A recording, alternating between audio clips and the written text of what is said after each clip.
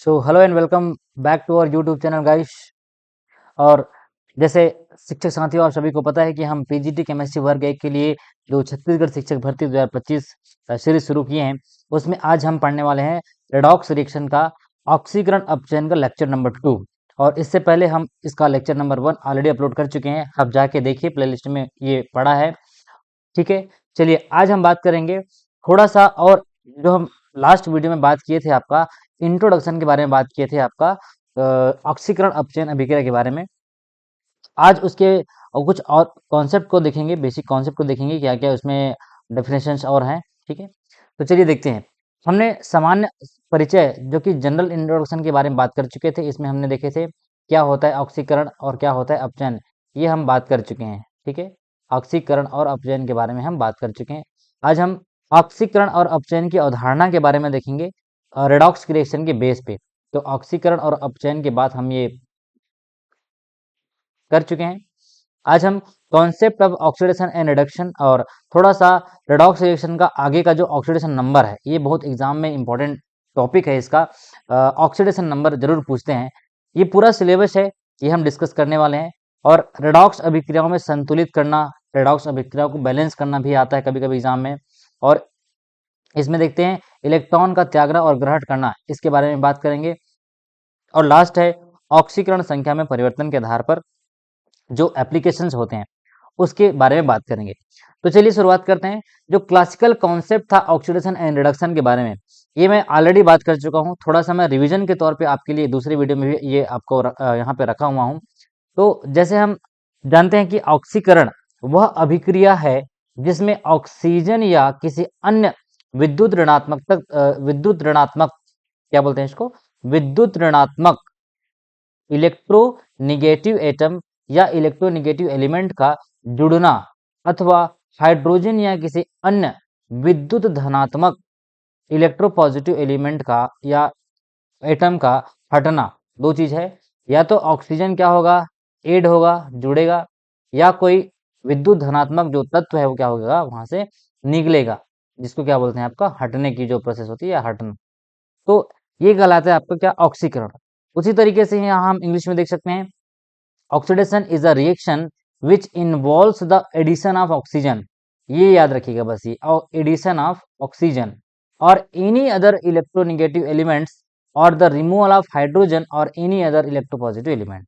इसका मतलब ये है कि जब भी ऑक्सीडेशन की एक क्लासिकल कॉन्सेप्ट है, मतलब जो पुरानी अवधारणा है, ये मैं बता चुका हूँ, थोड़ा सा रिवीजन करा रहा हूँ सो दैट कि आपको और क्लियर हो जाए।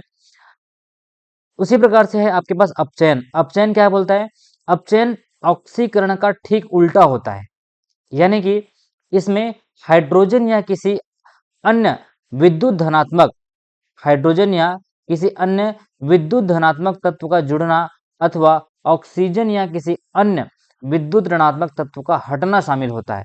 इसमें देखिए, ऊपर वाले में विद्युत धनात्मक तत्व क्या हो रहा था, हट रहा था। इसमें विद्युत ऋणात्मक तत्व क्या होगा, इसमें विद्युत ऋणात्मक तत्व हटेगा, उसमें विद्युत धनात्मक तत्व हट रहा था। तो ये क्लासिकल कॉन्सेप्ट के आधार पे हम देख सकते हैं कि reduction is just the reverse of oxidation. Reversion is the just reverse of oxidation. It involves the addition of hydrogen. इसमें क्या हो रहा था, इसमें हो रहा था एडिशन ऑफ ऑक्सीजन और एनी अदर इलेक्ट्रोपॉजिटिव एलिमेंट और द रिमूवल ऑफ ऑक्सीजन और एनी अदर इलेक्ट्रोनिगेटिविटी या इलेक्ट्रोनिगेटिव अटैक। बहुत सारे अभ्यर्थियों का कमेंट था कि सर प्रीवियस ईयर का क्वेश्चंस को जल्दी लाइए। मैं एक और चैप्टर, ये जो ऑक्सीडेशन रिडक्शन का जो चैप्टर पढ़ा रहा हूँ, ये मैं कंप्लीट करा देता हूँ। उसके बाद मैं सीरीज शुरू करूंगा प्रीवियस ईयर क्वेश्चन का, और प्रीवियस ईयर क्वेश्चन का एनालिसिस भी करूंगा। ठीक है, क्योंकि थोड़ा सा आप कुछ जो सिलेबस है उसको थोड़ा पढ़ लिए रहेंगे तो आपके पास नोट्स वगैरह रहेगा तो आप रिविजन करेंगे। ठीक है, इसलिए मैं अभी प्रीवियस ईयर क्वेश्चन शुरू नहीं कर रहा हूँ, जैसे जैसे चैप्टर कंप्लीट होता जाएगा। हाँ, सॉलिड स्टेट का जो चैप्टर मैं कंप्लीट किया हूँ, उसमें कई लोगों को डाउट ये है कि सर ये सिलेबस से हट गया है क्या। अगर हट भी गया होगा तो कोई प्रॉब्लम नहीं है, अपन को पढ़ लेते हैं उसको। ठीक है, ये मैं एक बार और बोल चुका हूँ, ये दूसरी बार बोल रहा हूँ, पढ़ लेते हैं, कोई प्रॉब्लम नहीं है। आज हम इलेक्ट्रॉनिक कॉन्सेप्ट ऑफ ऑक्सीडेशन के बारे में डिस्कस करेंगे। ये तो अपना पुरानी अवधारणा था। ठीक है, आज क्या देखेंगे, electronic concept of oxidation and reduction, यानी कि आपका ऑक्सीडेशन और रिडक्शन जो अभिक्रिया है वो इलेक्ट्रॉन्स के टर्म पे क्या होता है। ठीक है, So the according to the electronic concept, oxidation is a process which involves loss of electron by an atom or a group.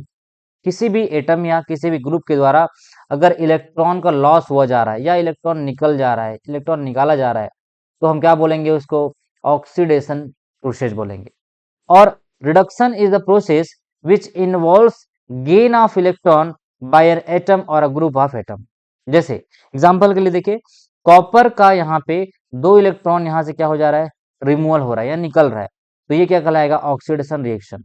Similarly आपका आयरन का यहाँ पे देखिए, आयरन 2+ में है, आयरन 2+ से यहाँ क्या हो जा रहा है?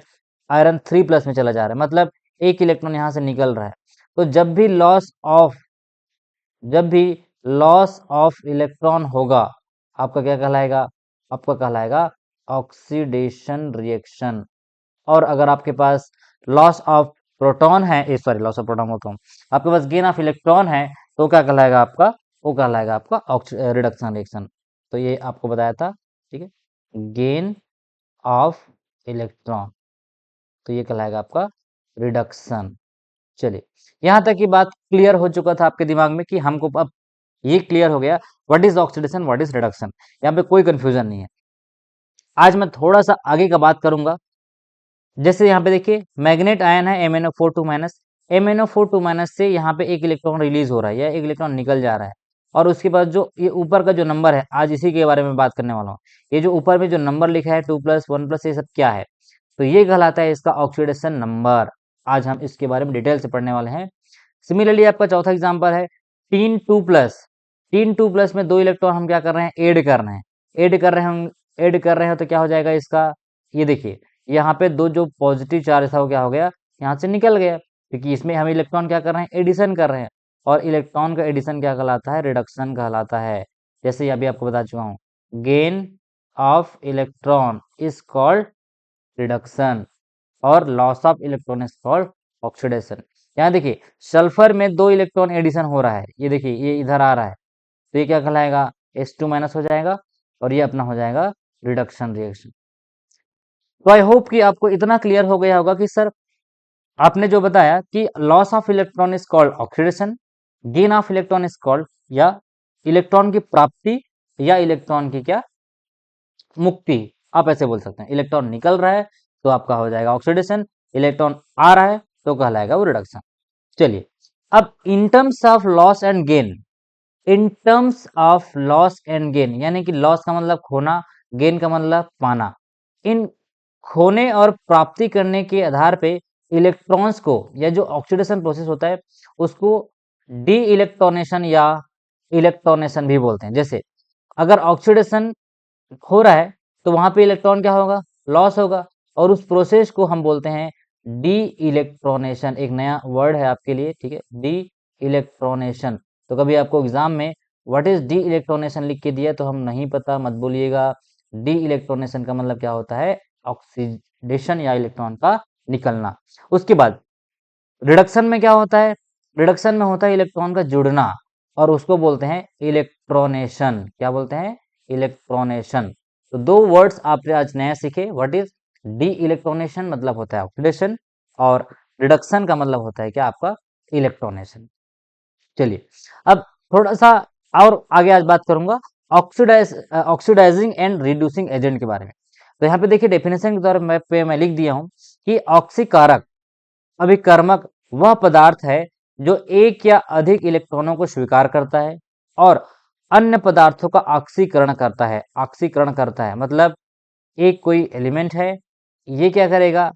सामने वाले से इलेक्ट्रॉन ले रहा है, ऑक्सीकारक है, मतलब ये सामने वाले क्या कर रहा है? उससे इलेक्ट्रॉन ले रहा है, मतलब ये क्या हो जाएगा?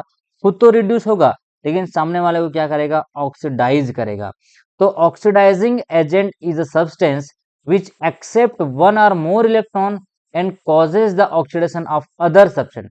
दूसरे एलिमेंट को जो ऑक्सीडाइज करने का काम करता है वो कहलाता है ऑक्सीडाइजिंग एजेंट, और दूसरे एलिमेंट को या सब्सटेंस को जो रिड्यूस करने का काम करता है वो कहलाता है आपका रिड्यूसिंग एजेंट। तो अपचायक अभिकारक जो है, क्या है? अपचायक अभिकर्मक वह पदार्थ है जो एक या अधिक इलेक्ट्रॉनों को प्रदान करता है और अन्य पदार्थों का क्या करता है, अपचयन करता है। तो यहाँ पे देखिए कुछ एग्जाम डेफिनेशन के तौर पे और आपको मेमोराइज करने के लिए उसी चीज को मैं लिखा हूँ।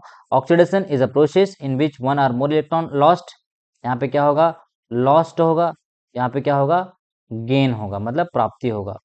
उसके बाद ऑक्सीडाइजिंग एजेंट क्या है, एक सब्सटेंस है which can accept one or more electron.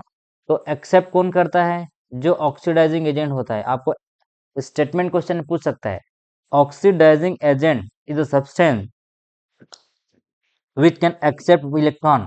जो इलेक्ट्रॉन एक्सेप्ट करता है वो क्या कहलाता है, वो कहलाता है ऑक्सीडाइजिंग एजेंट। लेकिन याद रखिएगा, जो इलेक्ट्रॉन एक्सेप्ट करता है वो रिड्यूस, इसका रिडक्शन होता है। उल्टा समझिए, जिस एलिमेंट का रिडक्शन हो रहा है या जिस एटम का रिडक्शन हो रहा है वो कहलाता है क्या, वो कहलाता है ऑक्सीडाइजिंग एजेंट। मैं बार बार इसको बोल रहा हूँ, कंफ्यूजिंग टर्म है। और जिस एलिमेंट में ऑक्सीडेशन हो रहा है, ऑक्सीडेशन हो रहा है वो कहलाता है क्या, रिड्यूसिंग एजेंट।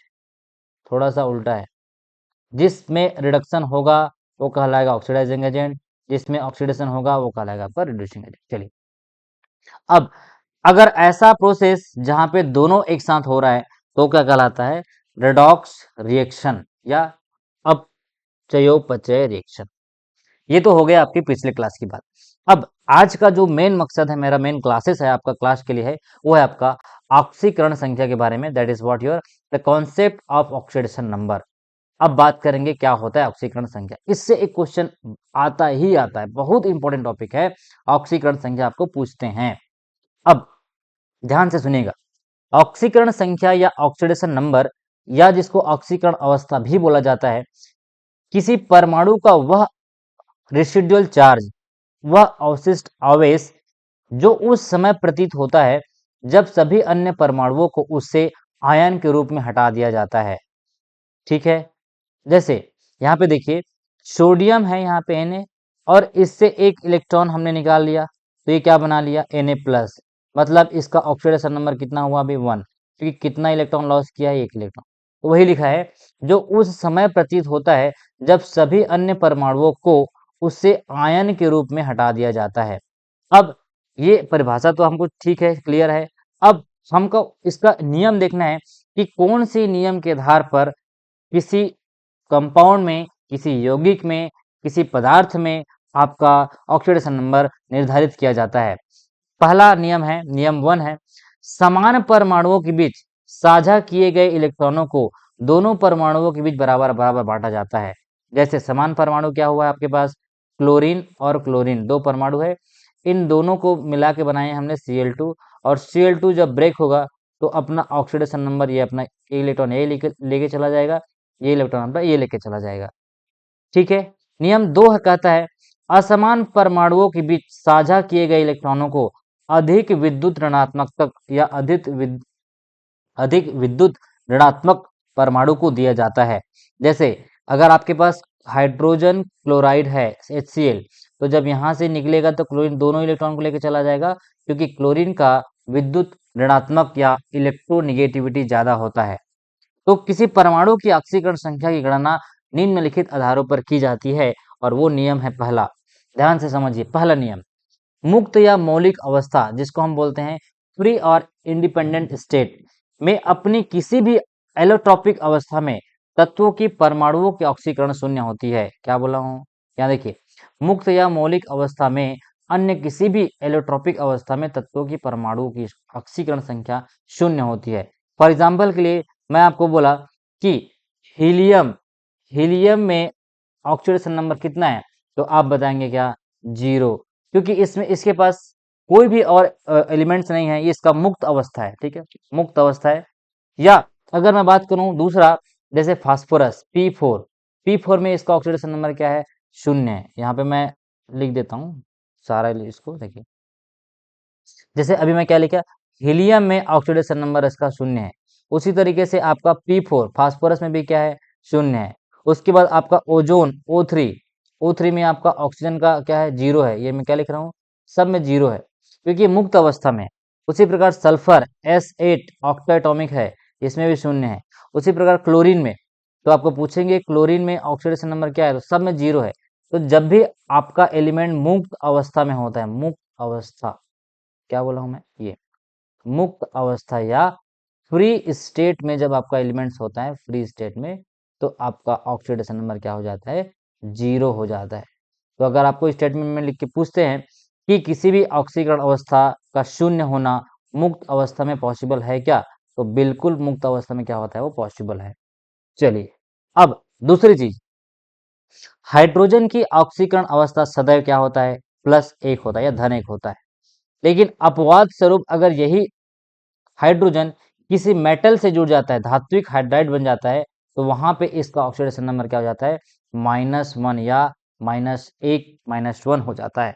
जैसे मैग्नीशियम हाइड्राइड है, कैल्शियम हाइड्राइड है या सोडियम हाइड्राइड में आपका हाइड्रोजन का ऑक्सीडेशन नंबर कितना हो जाएगा, -1। ध्यान दीजिएगा इस बात को। तीसरा नियम है, ऑक्सीजन की ऑक्सीकरण अवस्था उसके सभी यौगिकों में -2 होता है, -2। लेकिन कभी कभी एक्सेप्शन के तौर पे अगर आपके पास ऐसे एग्जांपल्स हैं जैसे कि हाइड्रोजन पेरोक्साइड, सोडियम डाइऑक्साइड, तो इसमें इसका ऑक्सीडेशन नंबर कितना होता है, -1 होता है। जैसे इन सुपर ऑक्साइड है आपका KO2 RbO2, तो यहाँ पे इसका ऑक्सीडेशन नंबर -1/2 होता है। इन ऑक्सीजन डाइफ्लोराइड OF2 की जब हम बात करते हैं तो इसका ऑक्सीडेशन नंबर +2 होता है, यहाँ पे +2। और इन डाइऑक्सीजन फ्लोराइड O2F2, तो इसमें इसका ऑक्सीडेशन नंबर कितना होता है, +1 होता है। तो ये आपको ऑब्जेक्टिव के तौर पे पूछ सकता है कि what is the oxidation number of O2F2 in oxygen, like oxygen का आपका ऑक्सीडेशन नंबर कितना है इस पर्टिकुलर एलिमेंट में। तो ये आपको बहुत क्लियर होना चाहिए कि कुछ एक्सेप्शंस भी है, मैं आपको बता चुका हूँ भाई। यहाँ पे आपका कुछ एक्सेप्शंस के तौर पे अगर है तो उसको समझना है कि कौन कौन सा एलिमेंट में किसका ऑक्सीडेशन नंबर क्या होता है, ये मैं आपको निकालना भी सिखाऊंगा। ठीक है, चलिए एक लास्ट आपका जो पॉइंट है, सेकंड लास्ट जो पॉइंट है, सर्वाधिक विद्युत ऋणात्मक, यानी कि जिसका मोस्ट इलेक्ट्रोनिगेटिविटी जिसका वैल्यू है वो है आपका फ्लोरीन। तो फ्लोरीन की ऑक्सीकरण अवस्था सदैव हमेशा क्या होता है, -1 होता है। अन्य हैलोजनों की ऑक्सीकरण अवस्था सामान्यतः -1 होता है। लेकिन जब ये इस अपने से अधिक विद्युत ऋणात्मक तत्व से जुड़ जाते हैं तो थोड़ा सा इसमें अपवाद देखने को मिलता है। जैसे देखिए, हाइड्रोजन आयोडाइड में इसका ऑक्सीकरण अवस्था कितना होता है, -1 आयोडीन का। उसी तरीके से आयोडीन फ्लोराइड में आयोडीन की ऑक्सीकरण अवस्था होती है +5। और आपका आयोडीन हेप्टाफ्लोराइड में आयोडीन F7 में इसका +7 हो जाता है। तो कुछ वेरिएशन या कुछ भिन्न या कुछ अंतर आपको देखने को मिलेगा जब ये अपने से अधिक विद्युत ऋणात्मक तत्व से जुड़ जाता है। तो यहाँ पे फ्लोरीन या आयोडीन की ऑक्सीकरण अवस्था हमेशा -1 होता है। लेकिन अगर वो अपने से ज्यादा विद्युत ऋणात्मक तत्व से जुड़ जाता है तो उसके ऑक्सीडेशन नंबर में कुछ चेंजेस आपको देखने को मिलता है। और नेक्स्ट पॉइंट है, किसी आयन की ऑक्सीकरण अवस्था या संख्या उसके आवेश के बराबर होता है। जैसे आवेश मतलब उसका ऊपर चार्ज होता है, Na+ है या मैग्नीशियम, अब मान लीजिए मैग्नीशियम 2+ है, तो इसकी ऑक्सीकरण अवस्था क्या हो जाएगी, +2 के बराबर होगा। किसी उदासीन अणु में सभी परमाणुओं की ऑक्सीकरण संख्याओं का योग हमेशा और हमेशा क्या होता है, आपका 0 होता है। चलिए, यहाँ तक तो आपका नियम क्लियर है, सारा चीज आपको मैं बता दिया कि oxidation number of an ion is equal to charge or the sum of oxidation number for a neutral molecule is equal to 0 and the sum of oxidation number of जितने भी आपके ऑक्सीडेशन नंबर होते हैं वो 0 के बराबर होता है। एक एग्जांपल के तौर पे समझते हैं, यहाँ पे देखिए Na2S4O6 एक एग्जांपल है, Na2S4O6। तो इस Na2S4O6 में हमको निकालना है किसका, ऑक्सीडेशन नंबर निकालना है सल्फर का। चलिए सल्फर का कैलकुलेट करते हैं।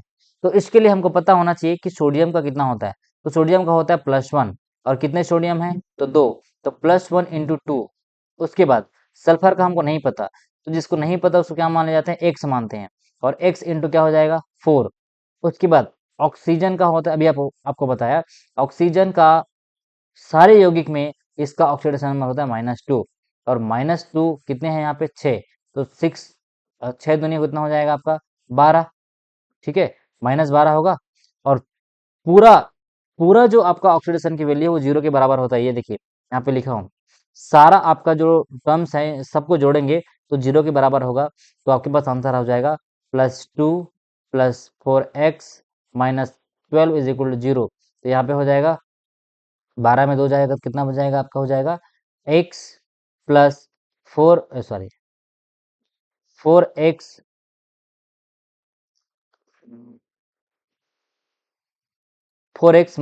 10, ठीक है, क्योंकि 12 में 2 जाएगा तो कितना बचेगा 10।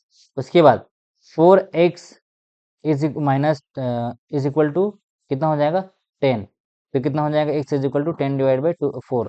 इसका आंसर आएगा 2.5। तो 2.5 5/2 वही होता है 5/2। तो यहाँ पे इस सल्फर का ऑक्सीडेशन नंबर कितना है आपका 2.5।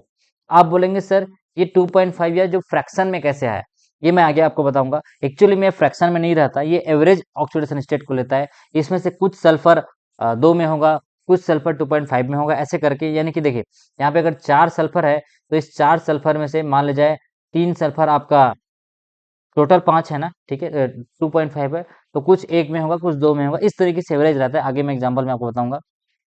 चलिए फिलहाल के लिए आपको दूसरा एग्जाम्पल आपके पास मैं रख के दिया हूँ। दूसरा एग्जाम्पल है मैग्नीज का ऑक्सीडेशन नंबर निकालना है मैग्नेट आयन में MnO4 में। अब देखिए यहाँ पे क्या होगा, मैग्नीज का हमको निकालना है, जिसका नहीं पता होता उसको हम एक से मानते हैं, ठीक है। यहाँ पे देख लेते हैं, जिसका नहीं पता उसको हम क्या मानते हैं MnO4 ऐसे है। मैग्नीज का नहीं पता तो हमने एक से मान लिया।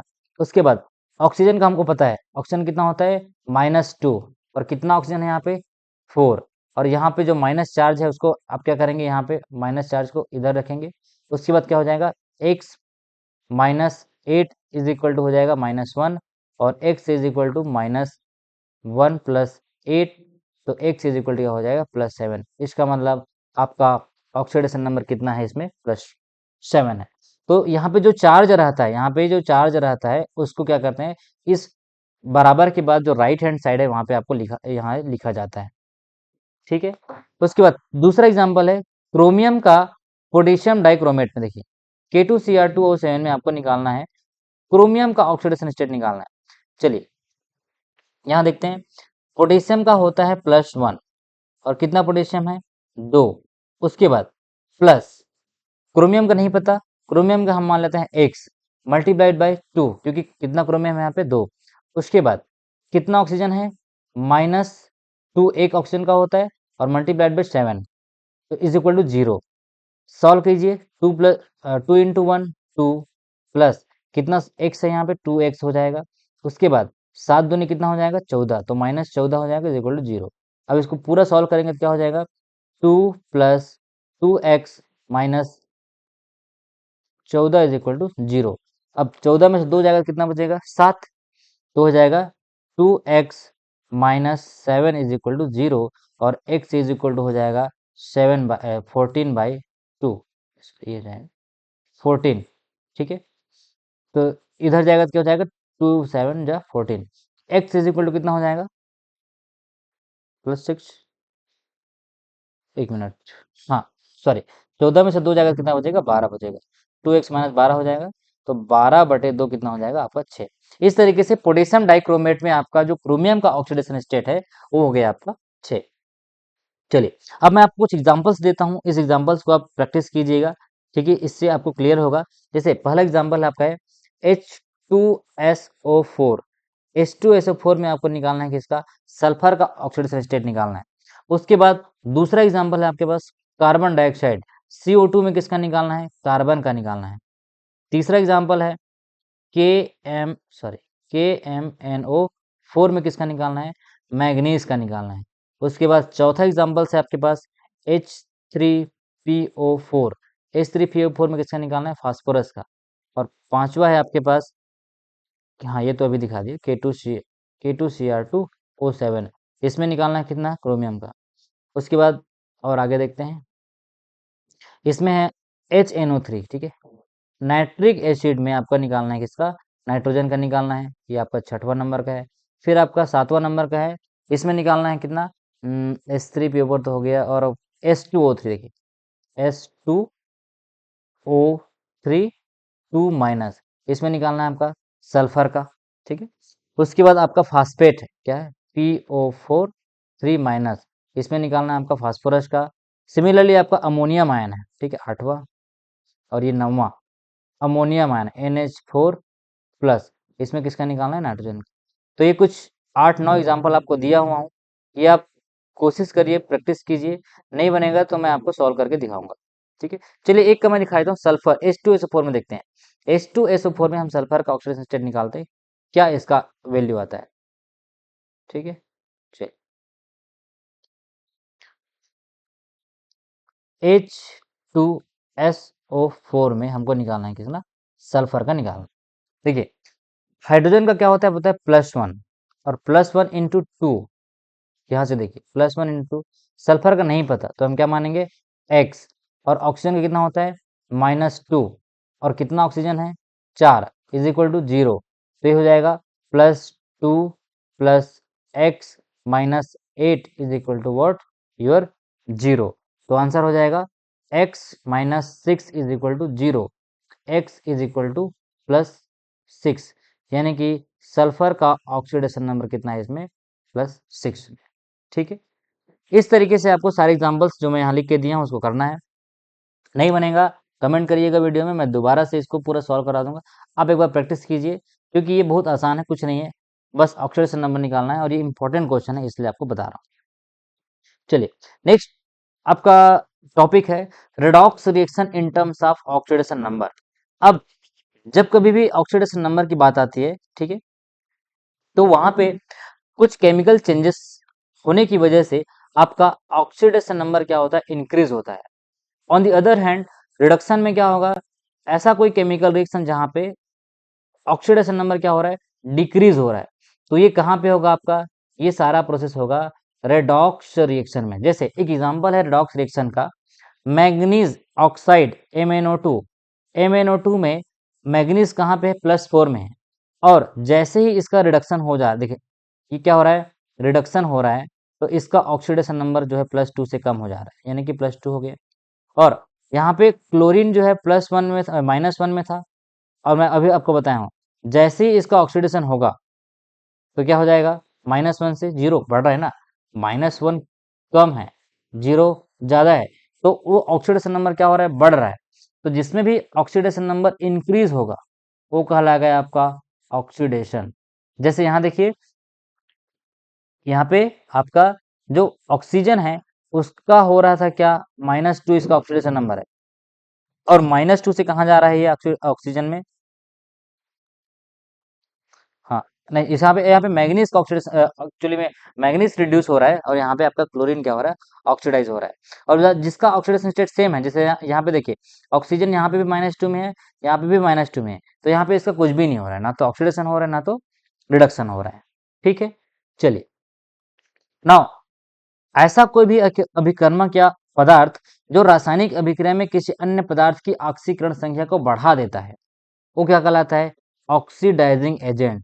यहाँ पे आपको कुछ समय पहले आपको बताया था कि जो ऑक्सीडाइजिंग एजेंट होते हैं वो सामने वाले से इलेक्ट्रॉन निकाल लेता है, और सामने वाले से या कोई भी एलिमेंट से अगर वो इलेक्ट्रॉन निकालता है तो वो कहलाता है आपका ऑक्सीडाइजिंग एजेंट। और ऑक्सीडाइजिंग एजेंट ऑलवेज आपका ऑक्सीडेशन नंबर को बढ़ाएगा। ध्यान से सुनिए, ये बहुत इंपॉर्टेंट चीज है, आपको स्टेटमेंट पूछ सकता है।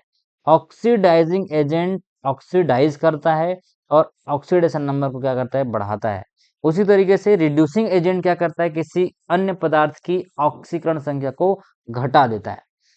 So oxidising agent is a substance which increase the oxidation number, which increase the oxidation number of other substance in a chemical reaction, और alternatively the oxidation number of a reducing agent क्या होगा, increase होगा, ठीक है। चलिए अब इसमें जो प्रोसेस है उसका डेफिनेशन है ऑक्सीडेशन, रिडक्शन, ऑक्सीडाइजिंग एजेंट या रिड्यूसिंग एजेंट। तो ये आपको ऑब्जेक्टिव में भी पूछ सकता है, ठीक है। ऑक्सीडेशन क्या है, एक प्रोसेस है जिसमें इंक्रीज इन ऑक्सीडेशन नंबर, एक लास्ट, और आपका रिडक्शन याद रखिएगा, ये एक ऐसा प्रोसेस है जिसमें decrease in oxidation number. Oxidising agent क्या है, is a substance whose oxidation number decreases. हमेशा याद रखिए ऑक्सीडाइजिंग एजेंट का ऑक्सीडेशन नंबर कम होता है और रिड्यूसिंग एजेंट का ऑक्सीडेशन नंबर बढ़ता है। ये 2 लाइन बहुत इंपॉर्टेंट, बहुत नोट करके देखिए, इंपॉर्टेंट है ये। ऑक्सीडाइजिंग एजेंट का, बार-बार बोल रहा हूँ, ऑक्सीडाइजिंग एजेंट का ऑक्सीडेशन नंबर सॉरी डिक्रीज होता है और रिड्यूसिंग एजेंट का ऑक्सीडेशन नंबर इंक्रीज होता है। ठीक है, चलिए, तो यहाँ तक के पूरी बात आपका ऑक्सीडेशन नंबर के ऊपर डिपेंड था। कैसे ऑक्सीडेशन निकालते हैं, क्या उसके रूल्स होते हैं, ये सारा चीज़ मैं आपको बता दिया। अब हम नेक्स्ट वीडियो में बात करेंगे जो रेडॉक्स अभिक्रिया है उसको बैलेंस कैसे करते हैं। ठीक है, और ये जो सारा एग्जांपल्स आपको दिया हूँ एक बार प्रैक्टिस कीजिए, नहीं होगा मैं फिर से आपको पूरा सॉल्व करा के बताऊंगा। और एक बहुत इंपॉर्टेंट टॉपिक बचा है इसमें जिसको बोलते हैं फ्रैक्शनल या पैराडॉक्स रिएक्शन या पैराडॉक्स, जो मैं बात कर रहा हूँ। कभी कभी हमको लगता है कि ऑक्सीडेशन नंबर, अभी जो मैं बता रहा था, ऑक्सीडेशन नंबर जो है क्या फ्रैक्शन में आ सकता है या पॉइंट में आ सकता है, उसको बोलते हैं आपका पैराडॉक्स या विरोधाभास इन आपका ऑक्सीडेशन नंबर।